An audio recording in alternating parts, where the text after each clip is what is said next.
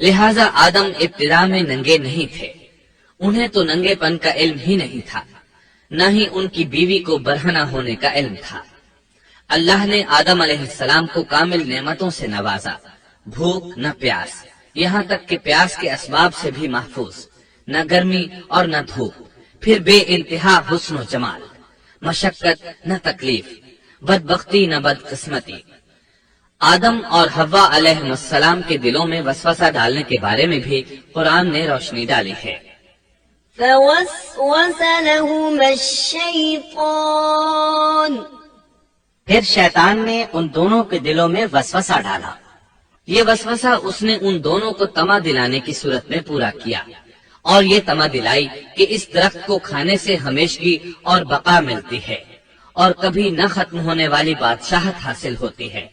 اور اس وسوسے کا مقصد یہ تھا لِيُبْدِيَ لَهُمَا مَا وُورِيَ عَنْهُمَا مِنْ سَوْآتِهِمَا، تاکہ ان کا پردہ بدن جو ایک دوسرے سے پوشیدہ تھا دونوں کے روبرو بے پردہ کر دے۔ ان کی شرمگاہوں کو ننگا کرنے کے لیے اس نے ایسا کیا۔ وہ دونوں کپڑے میں ملبوس تھے، ستر ڈھانپ رکھا تھا۔ جب انہوں نے اس درخت سے کھایا تو لباس نیچے گر گیا، دونوں برہنہ ہو گئے۔ یہی شیطان چاہتا تھا کہ انہیں برہنہ کر دے، اللہ کی نافرمانی پر اکسائے۔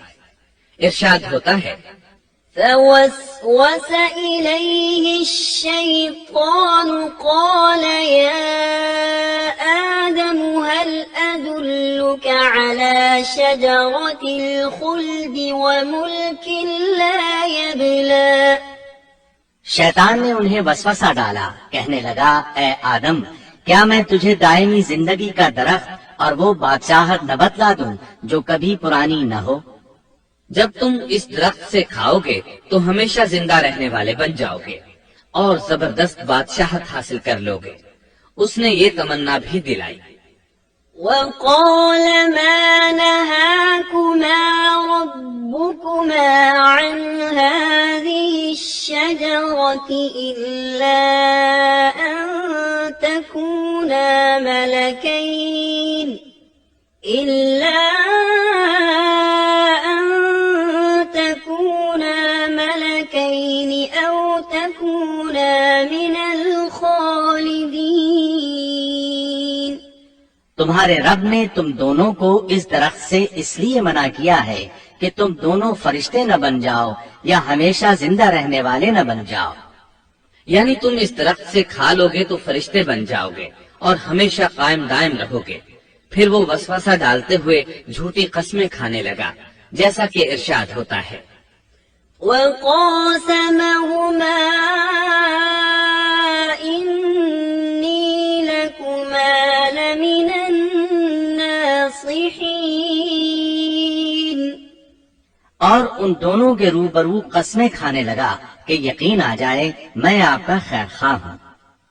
اللہ کی قسم کھانے لگا، اور اس وقت سے جھوٹی قسموں کی ابتدا ہوئی۔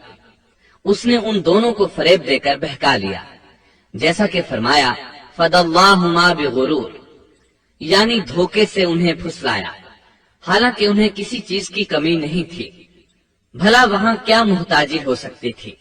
جنت میں سکون سے زندگی بسر کر رہے تھے، جنت سے بڑھ کر کیا چاہیے؟ ہمیشہ کے لیے جنت مل چکی تھی۔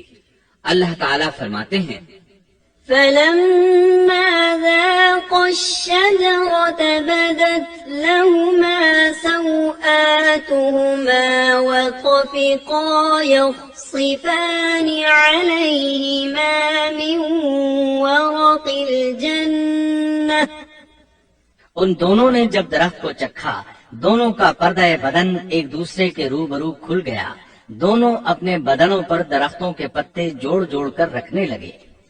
کپڑے اترنے پر دونوں کو حیا آئی، اس لیے کہ انسان کی فطرت میں برہنہ ہونے کی ناپسندیدگی شامل ہے۔ برہنہ ہو گئے تو کوئی لباس نہیں تھا، اس لیے درختوں کے پتے جوڑ کر جسم ڈھانپنے لگے۔ حدیث میں آیا ہے آدم بھاگنے لگے تو اللہ نے پکارا آدم مجھ سے بھاگتے ہو؟ آدم بولے اللہ میں شرم کی بنا پر بھاگ رہا ہوں، اور اس وجہ سے کہ تیرے سامنے برہنہ کیسے رہوں۔ پھر یہ کہ نافرمانی کا ارتکاب بھی کر چکا ہوں۔ یہاں ایک سوال پیدا ہوتا ہے، دونوں میں سے پہلے کھانے والا کون تھا؟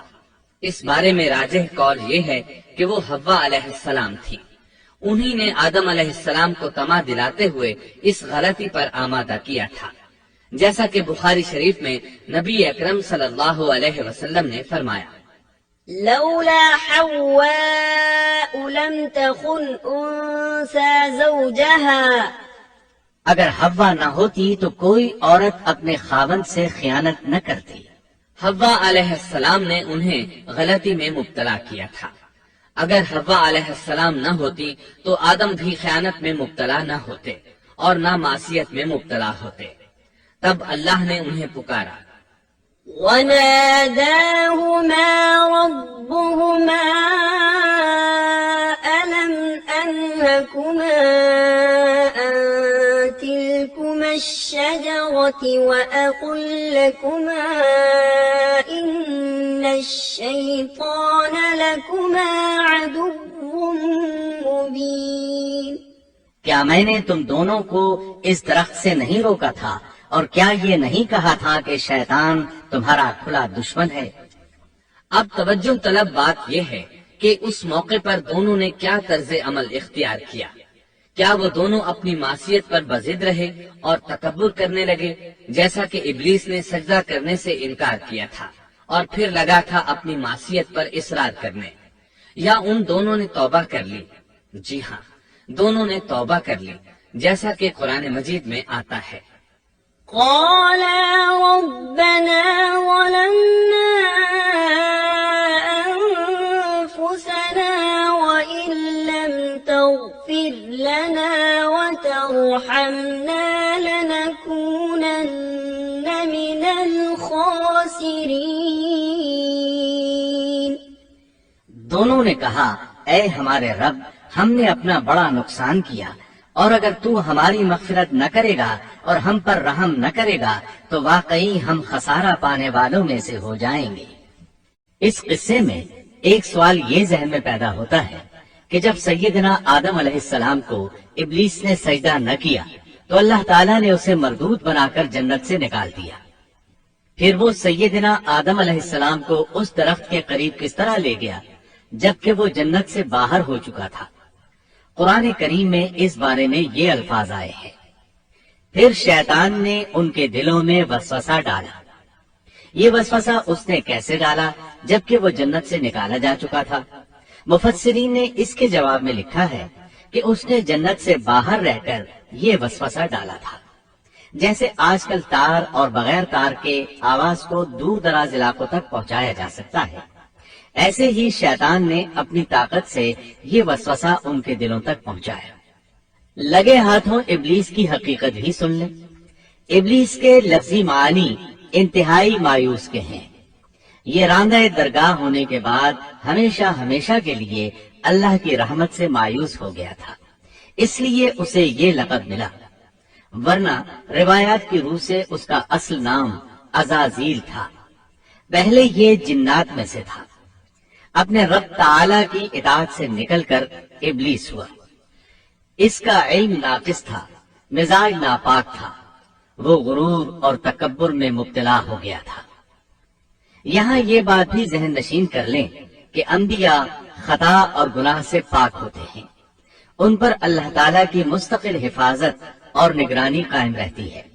اگرچہ انبیاء بھی انسان ہوتے ہیں اور تمام انسانی تقاضے انہیں لاحق ہوتے ہیں، لیکن ان کے عمل اور ارادے میں کسی قسم کی بدی اور شر کا عمل دخل قطعاً نہیں ہوتا۔ ان کا ہر قول اور عمل بلکہ ہر حرکت اور سکون کی حالت بھی انسانیت کے لیے بہترین نمونہ ہوتے ہیں۔ البتہ بشر ہونے کی وجہ سے بھول کا امکان ہوتا ہے، تاہم بھول ہو جانے کی صورت میں انہیں فوراً ہی خبردار کر دیا جاتا ہے۔ بھول ہو جانا بشری طبیعت کا خاصہ ہے۔ اللہ تعالیٰ نے ہر انسان کی فطرت میں یہ چیز رکھی ہے۔ انبیاء سے بھول چوک ہو جانے میں بھی اللہ تعالیٰ کی کئی ایک حکمتیں پوشیدہ ہیں۔ مثلا بہت سی قومیں اپنے نبیوں کے معجزات دیکھ کر ان میں ربوبیت کی صفات کی قائل ہو گئی، یہاں تک کہ بعض قوموں نے اپنے نبیوں کو اللہ یا اللہ کا بیٹا بھی جانا۔ جب انبیاء سے بھول اور لغزشیں ہوئیں تب گویا لوگوں پر یہ واضح کیا گیا کہ یہ الہ نہیں ہے۔ الہ ہوتے تو کس طرح ان سے بھول ہو سکتی تھی۔ اس سے یہ بتانا بھی مقصد تھا کہ انبیاء انسان ہی ہوتے ہیں، کوئی ماورائی مخلوق نہیں ہوتے۔ سیدنا آدم علیہ السلام کے واقعے پر غور کرنے سے یہ حقیقت مزید واضح ہو جاتی ہے کہ سیدنا آدم علیہ السلام کی یہ لغزش گناہ نہیں تھی۔ ممنوع درخت کا پھل کھاتے ہی سیدنا آدم علیہ السلام اور اماں حوا کا لباس اتر گیا تھا۔ اس لباس کے بارے میں مفسرین نے لکھا ہے کہ وہ لباس دراصل نور کا تھا، یعنی وہ جنت کا خاص لباس تھا جو صرف اسی عالم میں پہنا جا سکتا ہے۔ اللہ تعالیٰ نے اپنے فضل و کرم سے جنت میں ان کی ستر پوشی کا انتظام فرما دیا۔ اللہ کا حکم ہوا، قال اهبطوا جنت سے اتر جاؤ۔ مزید فرمایا، بعضكم لبعض عدو ولكم في الأرض مستقر ومتاع إلى حين۔ تم آپس میں ایک دوسرے کے دشمن ہوگے اور تمہارے واسطے زمین میں رہنے کی جگہ ہے اور ایک وقت تک نفع حاصل کرنا ہے۔ اللہ نے مزید فرمایا، قال فيها تحيون وفيها تموتون ومنها تخرجون۔ فرمایا تم وہیں زندگی بسر کرو گے اور وہیں مرو گے اور وہیں سے دوبارہ نکالے جاؤ گے۔ قرآن مجید کے دیگر مقامات میں بھی اس قصے کی تفصیل موجود ہے۔ مثلاً فرمایا، وَلَقَدْ عَهِدْنَا إِلَىٰ آدَمَ مِن قَبْلُ فَنَسِيَ وَلَمْ نَجِدْ لَهُ عَزْمًا۔ اور اس سے قبل ہم نے آدم سے ایک عہد لیا تھا مگر وہ بھول گئے اور ہم نے ان میں کوئی عزم نہیں پایا۔ اللہ تعالیٰ فرماتے ہیں، وَإِذْ قُلْنَا لِلْمَلَائِكَةِ اسْجُدُوا لِآدَمَ فَسَجَدُوا إِلَّا إِبْلِيسَ أَبَى فَقُلْنَا يَا آدَمُ إِنَّ هَذَا عَدُوٌّ لَكَ وَلِزَوْجِكَ فَلَا يُخْرِجَنَّكُمَا مِنَ الْجَنَّةِ فَتَشْقَى إِنَّ لَكَ أَلَّا تَجُوعَ فِيهَا وَلَا تَعْرَى وَأَنَّكَ لَا تَظْمَأُ فِيهَا وَلَا تَضْحَى فوسوس إليه الشيطان قال يا آدم هل أدلك على شجرة الخلد وملك لا يبلى۔ اور جب ہم نے فرشتوں سے کہا آدم کو سجدہ کرو تو ابلیس کے سوا سب نے سجدہ کیا۔ اس نے صاف انکار کر دیا تو ہم نے کہا اے آدم یہ تیرا اور تیری بیوی کا دشمن ہے، خیال رکھنا ایسا نہ ہو وہ تم دونوں کو جنت سے نکلوا دے اور تو مصیبت میں پڑ جائے۔ یہاں تو تجھے یہ آرام ہے کہ نہ تو بھوکا ہوتا ہے اور نہ ننگا، اور نہ تو یہاں پیاسا ہوتا ہے اور نہ دھوپ سے تکلیف اٹھاتا ہے۔ لیکن شیطان نے اسے وسوسے میں ڈال دیا، کہنے لگا میں آپ کو دائمی زندگی کے درخت اور وہ بادشاہت بتلاؤں جو کبھی پرانی نہ ہو۔ فأكلا منها فبدت لهما سوآتهما وطفقا يخصفان عليهما من ورق الجنة وعصى آدم ربه فغوى ثم اجتباه ربه فتاب عليه وهدى قال اهبطا منها جميعا بعضكم لبعض عدو فإما يأتينكم مني هدى فمن اتبع هداي فلا يضل ولا يشقى ومن أعرض عن ذكري فإن له معيشة ضنكا ونحشره يوم القيامة أعمى. چنانچہ ان دونوں نے اس درخت سے کھایا، پس ان کے سطر کھل گئے اور وہ بہشت کے پتے اپنے اوپر چپکانے لگے۔ آدم نے اپنے رب کی نافرمانی کی، پس بہک گیا۔ پھر اس کے رب نے نوازا، اس کی طرف توجہ فرمائی اور اس کی رہنمائی کی۔ حکم ہوا تم دونوں یہاں سے اتر جاؤ، تم آپس میں ایک دوسرے کے دشمن ہو۔ اب تمہارے پاس جب کبھی میری طرف سے ہدایت پہنچے تو جو میری ہدایت کی پیروی کرے نہ تو وہ بہکے گا نہ تکلیف میں پڑے گا، ہاں جو میری یاد سے روگردانی کرے گا اس کی زندگی تنگی میں رہے گی اور بروز قیامت ہم اسے اندھا کر کے اٹھائیں گے۔ آدم علیہ السلام زمین پر اترے اور اپنے رب سے توبہ کے کلمات سیکھ لیے۔ وہ کلمات یہ ہیں: ربنا ظلمنا أنفسنا وإن لم تغفر لنا وترحمنا لنكونن من الخاسرين. اے ہمارے رب، ہم نے اپنا نقصان کیا اور اگر تو نے ہم پر مغفرت و رحمت نہ فرمائی تو ہم خسارہ اٹھانے والوں میں سے ہو جائیں گے۔ آدم علیہ السلام زمین پر اترے اور ان کے ساتھ حوا علیہ السلام بھی اتری اور ان کے ساتھ ہی ابلیس کو بھی اتارا گیا۔ یہ کس جگہ پر اترے اس بارے میں اختلاف پایا جاتا ہے، لیکن ابن عباس رضی اللہ عنہ کی بات راجح محسوس ہوتی ہے کہ آدم علیہ السلام کو ہند میں اور حوا علیہ السلام کو جدے میں اتارا گیا۔ جب آدم علیہ السلام اتر آئے تو حوا علیہ السلام کی تلاش شروع کر دی، زمین میں ان کی تلاش میں سرگرداں ہوئے۔ آخر کار میدان عرفات میں دونوں کی ملاقات ہو گئی۔ چونکہ میدان عرفات میں دونوں نے ایک دوسرے کی معرفت حاصل کی تھی اور ان کا آپس میں تعارف ہوا تھا، لہٰذا اسی مناسبت سے اس میدان کا نام عرفات مشہور ہو گیا۔ پھر اللہ تعالیٰ نے زمین کے اندر انسانوں کو پھیلانا شروع کیا اور زمین کو مردوں اور عورتوں سے آباد کر دیا۔ امام طبری رحمت اللہ علیہ بیان کرتے ہیں کہ حوا علیہ السلام نے آدم علیہ السلام کے لیے 20 ولادتوں میں 40 بچوں کو جنم دیا۔ ہر بار 2 بچوں کو جنم دیتی تھی، ایک لڑکا ہوتا ایک لڑکی۔ سب سے پہلا جوڑا قابیل اور اس کی بہن قمیم کا تھا۔ پھر انسانوں کی افزائش شروع ہوئی، آبادی میں اضافہ ہونے لگا۔ اللہ نے آدم علیہ السلام ہی کو ان کا نبی متعین کر دیا، وہ انہیں دین سکھاتے رہے۔ اس وقت تمام لوگ موحد تھے، خالص توحید کو اپنانے والے تھے، یعنی کان الناس امۃ واحدہ، تمام لوگ ایک ہی امت کے تھے، ان میں شرک کا شائبہ بھی نہ تھا۔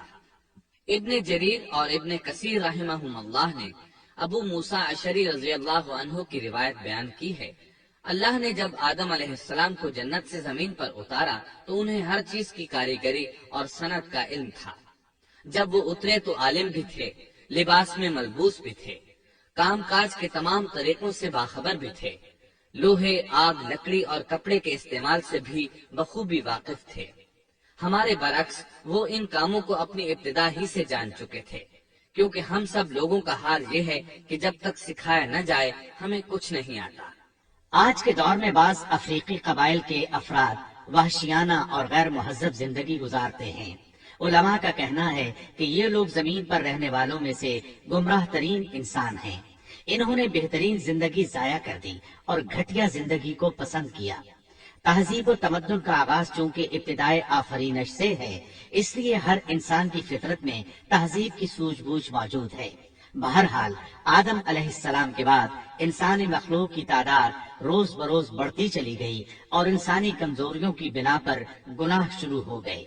زمین پر سب سے پہلے ہونے والی معصیت قابیل کے ہاتھوں اپنے بھائی حابیل کے قتل کی صورت میں سامنے آئی۔ اللہ تعالیٰ نے قرآن مجید میں قابیل اور اس کے بھائی حابیل کا قصہ بیان کیا ہے۔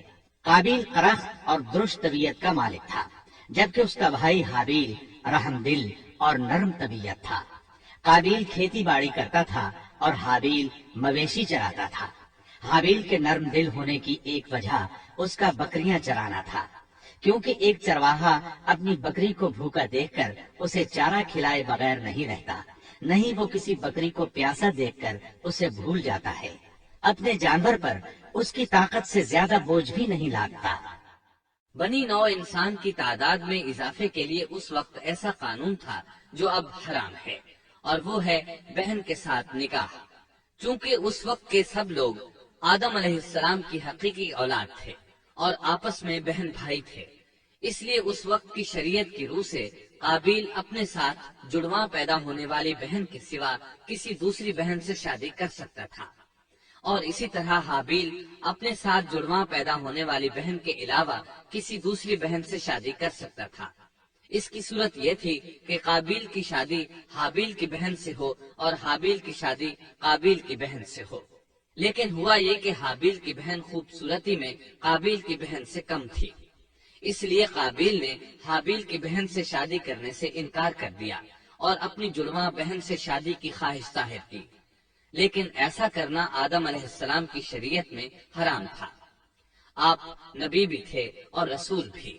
رسول اور نبی میں فرق یہ ہے کہ رسول پر شریعت اور احکام نازل ہوتے ہیں، لیکن نبی پر شریعت نازل نہیں ہوتی، البتہ اس کی طرف وہی نازل ہوتی ہے اور معجزات عطا کیے جاتے ہیں، جبکہ شریعت صرف رسولوں ہی پر نازل کی جاتی ہے۔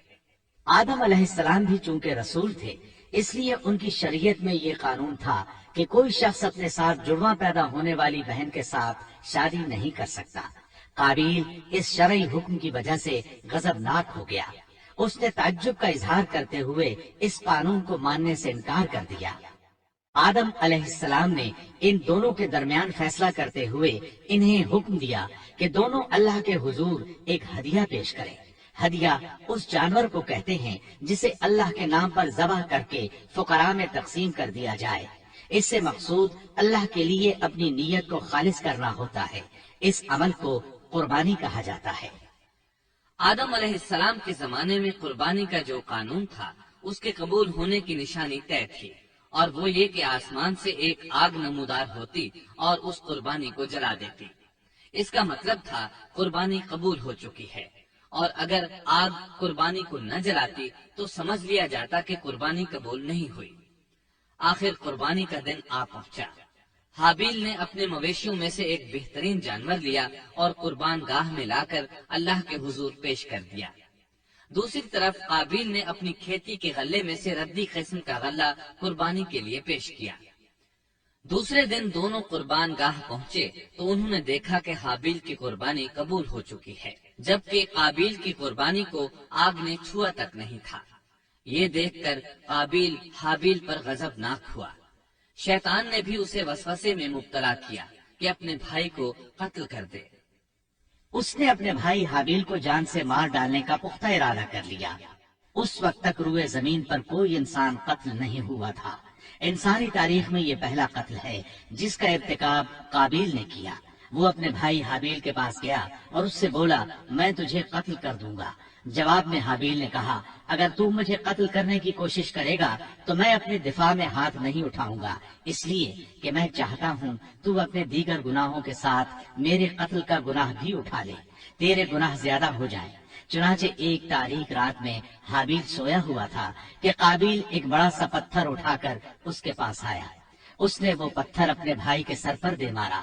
اس طرح اس نے حابیل کو قتل کر دیا، روئے زمین پر قتل کی ابتدا کر دی، زمین کو پہلے خون سے رنگ دیا۔ تاریخ انسانی میں یہ سب سے پہلا جرم تھا جو قابیل کے ہاتھوں ہوا۔ قتل تو وہ کر بیٹھا، اب حیران اور پریشان ہوا کہ اس کی لاش کا کیا کرے۔ اس وقت تک نسل انسانی موت سے بھی دوچار نہیں ہوئی تھی۔ آدم علیہ السلام کی اولاد میں سے اس وقت تک کوئی فوت نہیں ہوا تھا، اس لیے قابیل کو معلوم نہیں تھا کہ مردے کے ساتھ کیا کیا جائے۔ اسی کشمکش کے عالم میں اس نے بھائی کی لاش کو کمر پر اٹھا لیا اور چل پڑا۔ چلا جا رہا تھا کہ اللہ نے دو کوے بھیجے۔ دونوں کوے آپس میں لڑ پڑے، ایک نے دوسرے کو ہلاک کر دیا۔ اب زندہ کوا مٹی کھودنے لگا۔ اس طرح اس نے ایک گڑھا تیار کر لیا۔ मुर्दा कव्वे को उसमें रखा और ऊपर मिट्टी डाल दी। इस तरह काबिल को दफन का तरीका मालूम हुआ। उसने भी गड्ढा खोदा और हाबिल की लाश को उसमें दबा दिया। वो अपने किए पर नादिम जरूर था, लेकिन उसने अल्लाह से मुआफी न मांगी, जबकि इंसान के लिए जरूरी है कि उससे कोई गुनाह हो जाए तो अल्लाह से मुआफी मांगे। काबिल और हाबिल के दरमियान जो मुकालमा हुआ, अल्लाह ताला ने उसका जिक्र सूरह माइदा आयत 27 ता 29 में किया है। अल्लाह फरमाते हैं, واتل عليهم نبأ ابني آدم بالحق إذ قربا قربانا فتقبل من أحدهما ولم يتقبل من الآخر قال لأقتلنك قال إنما يتقبل الله من المتقين لئن بسطت إلي يدك لتقتلني ما أنا بباسط يدي إليك لأقتلك إني أخاف الله رب العالمين إني أريد أن تبوء بإثمي وإثمك فتكون من أصحاب النار وذلك جزاء الظالمين आदम अलैहिस्सलाम के दोनों बेटों का खरा खरा हाल भी इन्हें सुना दो। उन दोनों ने एक नजराना पेश किया। उनमें से एक की नजर तो कबूल हो गई और दूसरे की कबूल न हुई, तो वो कहने लगा, मैं तुझे मार ही डालूंगा। उसने कहा, अल्लाह तकवे वालों ही का अमल कबूल करता है। गो तू मेरे कत्ल के लिए दस्तराजी करे, लेकिन मैं तेरे कत्ल के लिए हरगिज अपना हाथ नहीं बढ़ाऊंगा। मैं तो अल्लाह ताला परवरदिगार आलम से खौफ खाता हूँ। मैं तो चाहता हूँ कि तू मेरा गुनाह और अपना गुनाह अपने सर पर रख ले और दोज़खियों में शामिल हो जाए। जालिमों का यही बदला है। इसका मतलब ये था कि तेरे और गुनाहों के साथ मेरे कत्ल का गुनाह भी तेरे जिम्मे लगे और तू जालिमों में से हो जाए। हाबिल के कत्ल के बाद काबिल पर जो गुजरी, उसका जिक्र अल्लाह ने सूरह माइदा आयत 30 और 31 में किया है। فطوعت له نفسه قتل أخيه فقتله فأصبح من الخاسرين فبعث الله غرابا يبحث في الأرض ليريه كيف يواري سوءة أخيه قال يا ويلتى أعجزت أن أكون مثل هذا الغراب فأواري سوءة أخي فأصبح من النادمين बस उसे उसके नफ्स ने अपने भाई के कत्ल पर आमादा कर दिया और उसने उसे कत्ल कर डाला। इससे वो नुकसान वालों में से हो गया। फिर अल्लाह ताला ने एक कव्वे को भेजा जो जमीन खोद रहा था, ताकि उसे दिखाए कि वो किस तरह अपने भाई की नाश को छुपा सकता है। वो कहने लगा, हाय अफसोस, क्या मैं ऐसा करने से भी गया गुजरा हो गया कि इस कव्वे की तरह अपने भाई की लाश को दफना देता। फिर तो बड़ा ही पशेमान और शर्मिंदा हुआ।